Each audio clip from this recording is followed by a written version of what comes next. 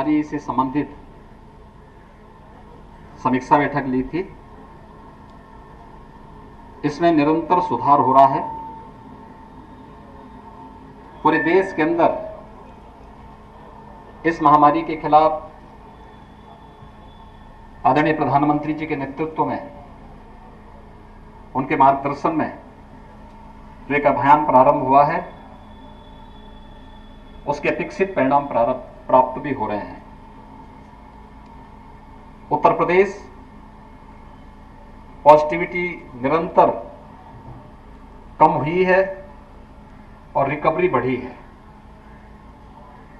उत्तर प्रदेश की रिकवरी आज 94% से अधिक है और प्रदेश के अंदर पॉजिटिविटी ये 3% के आसपास अभी बनी है। टेस्ट एंड ट्रीट का जो मंत्र फर्स्ट वेव के समय आदरणीय प्रधानमंत्री जी ने देश को दिया था, उत्तर प्रदेश ने उसको अक्षरशः पालन करते हुए टेस्ट की क्षमता को बढ़ाया है। आज उत्तर प्रदेश में हम लोग 3 लाख से लेकर 3.25 लाख तक टेस्ट प्रतिदिन कर रहे हैं। 4,70,00,000 से अधिक टेस्ट हम अब तक संपन्न कर चुके हैं। गोरखपुर मंडल ने भी टेस्ट की क्षमता को अपनी बढ़ाया है। यहां पर भी पॉजिटिविटी रेट काफी कम हुई है और स्टेट लेवल के स्तर पर इनकी रिकवरी रेट भी 93% के आसपास चल रही है। इस संबंध में जो आवश्यक कदम उठाए जाने हैं, इसके बारे में आज इस मंडल के चारों जनपदों से हमने यहां पर बैठक करके उनकी प्रोग्रेस को देखा है। कोविड के साथ साथ कोविड से बचाव के लिए अभी जो कार्यक्रम प्रारंभ हुए हैं, फर्स्ट वेव की तुलना में अगर हम सेकेंड वेव को देखेंगे तो सेकेंड वेव में कुछ हमें अन्य चुनौतियों का सामना करना पड़ रहा है, जैसे पोस्ट कोविड केयर का। हर जनपद को पोस्ट केयर वार्ड हर जनपद में बनाने के लिए हर जनपद में पहले से तैयारी चल रही है और बहुत सारे जनपदों ने अपने यहां पोस्ट कोविड केयर के रूप में जो भी ऐसे पेशेंट हैं जिन्हें कोरोना हुआ था, उनकी रिपोर्ट नेगेटिव आ गई है लेकिन उन्हें अभी भी कोई समस्या है, तो उनका सफलतापूर्वक उपचार की कार्रवाई उन जनपदों में प्रारंभ भी हुई है। ये प्रक्रिया निरंतर चल रही है। हम वर्तमान में सेकेंड फेज का सफलतापूर्वक मुकाबला करते हुए थर्ड वेव के बारे में भी जो एक आशंका व्यक्त की गई है, उसकी तैयारी युद्ध स्तर पर राज्य सरकार ने प्रारंभ किया है। हर मेडिकल कॉलेज में 100 बेड्स का पीकू के निर्माण की कार्रवाई। इसके अलावा जितने भी पीएचसी से जितने भी अन्य जनपद हैं, उसमें जो डिस्ट्रिक्ट हॉस्पिटल है, वहां 25 से 30 बेड्स का पीकू के निर्माण की कार्रवाई के लिए एक अभियान पूरे प्रदेश के अंदर चल रहा है।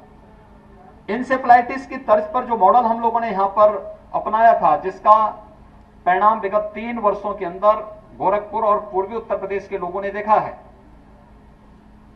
भारत सरकार के सहयोग से हर जनपद में, जिला मुख्यालय पर, डिस्ट्रिक्ट हॉस्पिटल में और 2-2, 3-3 सीएचसीज में मिनी पीको के निर्माण के साथ साथ इंसेफ्लाइटिस ट्रीटमेंट के सेंटर बनाए गए। उसी तर्ज पर हम लोगों ने थर्ड वेव का मुकाबला करने के लिए, वो चाहे इंसेफ्लाइटिस का हो और चाहे वह कोविड से जुड़ा हुआ हो, अर्ली एंड एग्रेसिव कैंपेन के रूप में उसको हम लोग आगे बढ़ाने का कार्य कर रहे हैं। और ये अभियान हर एक जनपद में, चाहे वह मैन पावर के रिक्रूटमेंट का हो, उनके प्रशिक्षण का हो, ये सभी कार्यक्रम इसके साथ ही एक साथ प्रारंभ हो रहे हैं। स्वच्छता, सैनिटाइजेशन और फॉगिंग की कार्रवाई हो, शुद्ध पेयजल की व्यवस्था हो, स्वच्छ भारत मिशन के अंतर्गत बने हुए शौचालयों को वहां पर लाभार्थियों के द्वारा निरंतर उपयोग करने और स्वच्छता पर विशेष ध्यान देने का कार्यक्रम हो। ये सभी अभियान हैं जो इंसेफ्लाइटिस के इस क्षेत्र में मृत्यु दर को न्यूनतम स्तर पर लाने में, जिसके कारण हमें सफलता प्राप्त हुई। हम कोरोना के थर्ड वेव के लिए भी इन दोनों को एक साथ लेकर के चल रहे हैं और पूरे प्रदेश के अंदर युद्ध स्तर पर इस कार्यक्रम को आगे बढ़ाया जा रहा है। राज्य सरकार ने यह भी निर्णय लिया है कि 1 जून से हम लोग 18 से 44 वर्ष की उम्र के प्रत्येक व्यक्ति को वैक्सीनेशन का कार्यक्रम प्रत्येक जनपद में प्रारंभ करेंगे। उसमें भी हमने कुछ प्राथमिकताएं तय की हैं।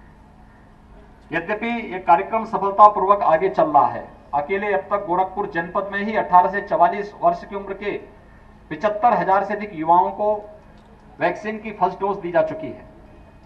लेकिन 1 जून से बाकी अन्य जनपदों में भी यह कार्यक्रम प्रारंभ होगा और इसके साथ हर जनपद में अभिभावक स्पेशल बूथ के नाम पर 12 वर्ष की उम्र से छोटी उम्र के जितने भी बच्चे हैं उनके अभिभावकों को भी हम क्रमिक रूप से वैक्सीन देने का काम करेंगे। उन बस्तियों को भी चिन्हित किया जा रहा है जहां पर इस प्रकार की बीमारी ज्यादा अटैक कर सकती है। उनको पहले से सुरक्षा कवच देने की कार्रवाई उन सभी जनपदों के साथ जोड़ने का कार्य हो रहा है। फर्स्ट वेव की तुलना में हम देखेंगे सेकेंड वेव में ऑक्सीजन की आपूर्ति बहुत तेज हुई थी, डिमांड बहुत तेज हुई। पहली बार आपने देखा होगा ऑक्सीजन एक्सप्रेस चली, एयरफोर्स के विमानों के माध्यम से ऑक्सीजन के टैंकर भेजे गए।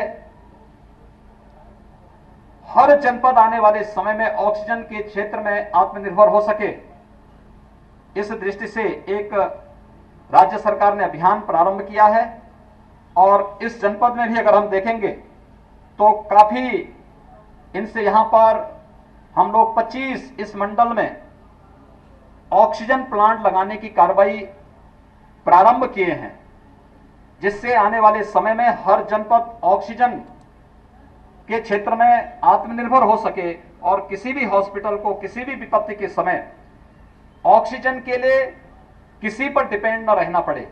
इस कार्रवाई को युद्ध स्तर पर लिया गया है और हमने हर जनपद से कहा है कि एक नोडल अधिकारी इसके लिए तैनात करें। जो नोडल अधिकारी ऑक्सीजन प्लांट के सिविल वर्क के साथ साथ ऑक्सीजन प्लांट को समय सीमा के अंदर स्थापित करने की एक कार्रवाई को आगे बढ़ा सकें।